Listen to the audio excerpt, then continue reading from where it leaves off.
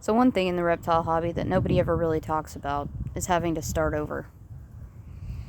This is an outside enclosure typically for my bearded dragon, so that's why there's greens. And I'm going to clean it out. But right now I'm letting my fat tail gecko just mosey around. Because it's not overly cold outside, but it's not warm enough for the bearded dragons to come out. And we're only going to be out here for a little bit, maybe 20 minutes or so. But starting over is hard, guys. It's one of those things that is definitely not fun. So I've went from the past 6 years of having my reptile business almost there so many times. I've had to restart and restart. Seems like no matter what I do, I'm always having to restart. But you know what hasn't changed the whole time? My love for these animals. I think if you're really passionate about it, you just got to keep pushing. Went from a multitude of different things. I tried being a breeder. Wasn't really my thing. I do still breed crested geckos though. But it wasn't really my thing. I had 80 plus reptiles in my house from running a rescue, which I do still rescue. But I'm not one of those active rescues either. Like, I'm not going and posting on social media, give me your free pets or nothing like that, because it almost makes you look bad, to be honest. But I do still take in the unwanted pets. You know, just from all of the experience that I've had, back and forth. If there's one thing I had to tell new people just now getting into the hobby, start right.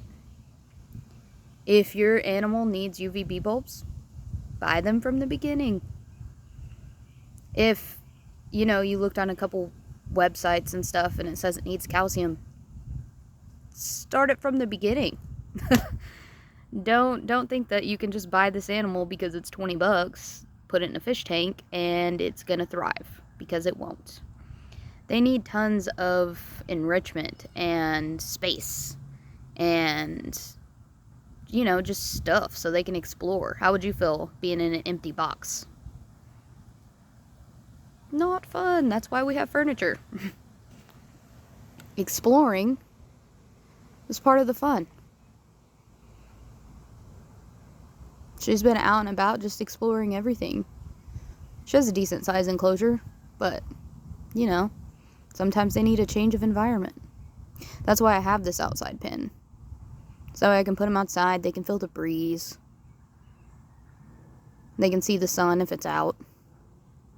The sun's not really out right now, but like I said, we're only going to be out here for like 20 minutes, so this isn't going to hurt anything. Make sure that you can build things for them. Have the time. That is one of the biggest things I wish somebody would have told me. Is because people think that since reptiles don't need, quote unquote, love and attention like a dog would, that they're going to be more time, or less time consuming. I was wrong. You have to keep the box in good shape. Most of my enclosures are bioactive at this point, so I don't have to do a whole lot of cleaning because I have really good cleanup crews in mine. But even with that, you need to add more cleanup crew. You need to make sure and pick up if there's any additional, pieces that your cleanup crew doesn't get. You have to make sure and keep everybody misted that needs to be misted, because you can't let them dry out, because then you have more problems on your hands. There's just a lot to it. Are you going to make money doing this? No. At least not for the first 10 years. I'd say 10. Some people get lucky and it happens within the first couple years, but definitely not in the first year. You're going to use all of your finances to get it anywhere to even halfway close to making money. And that's if your focus is on the animals and not just on making money. I don't know, I guess with this video I was just more or less trying to get across the point that if you're not passionate, don't do it. Don't.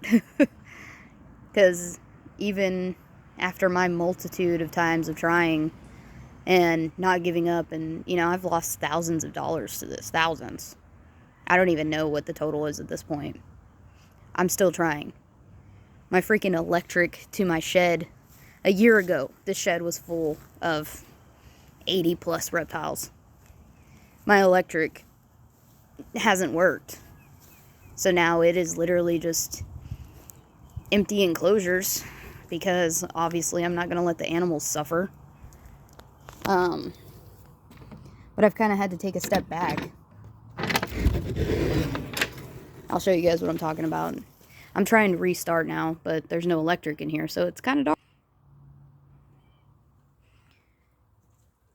A year ago, like I said, this was beautiful.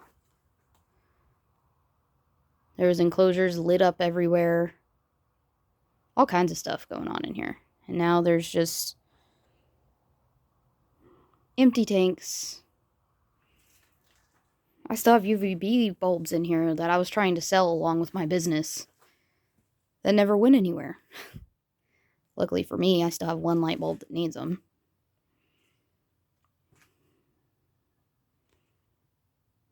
But seeing it like this is almost devastating, you know?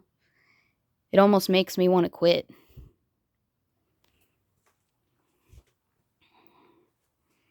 But I'm not going to. I'm just going to keep on keeping on. And one of these days, this will all come back to life. And hopefully you guys will be along for the ride with me. I mean, who has stuff like this? It's Garfield, man. It's a fish tank. It's a fish tank. That's cool, right? Anyways, I want to leave this on a positive note. Even though this looks devastating, and it kind of is. Me and my fat-tailed gecko are going to go back inside to her actual home. In my green room. Possibly at some point you guys can see what that looks like too. A lot has happened since the last time I posted on YouTube. Maybe I'll get updates of Humphrey or something. A bunch of people like to watch that video, and it's just a tortoise on a time lapse in a tiny tank. Just walking around, munching on greens and stuff. But, you know, if you'd like to follow the process of was something super cool, then died, gonna be something super cool again, like, subscribe, share, you know, all the things.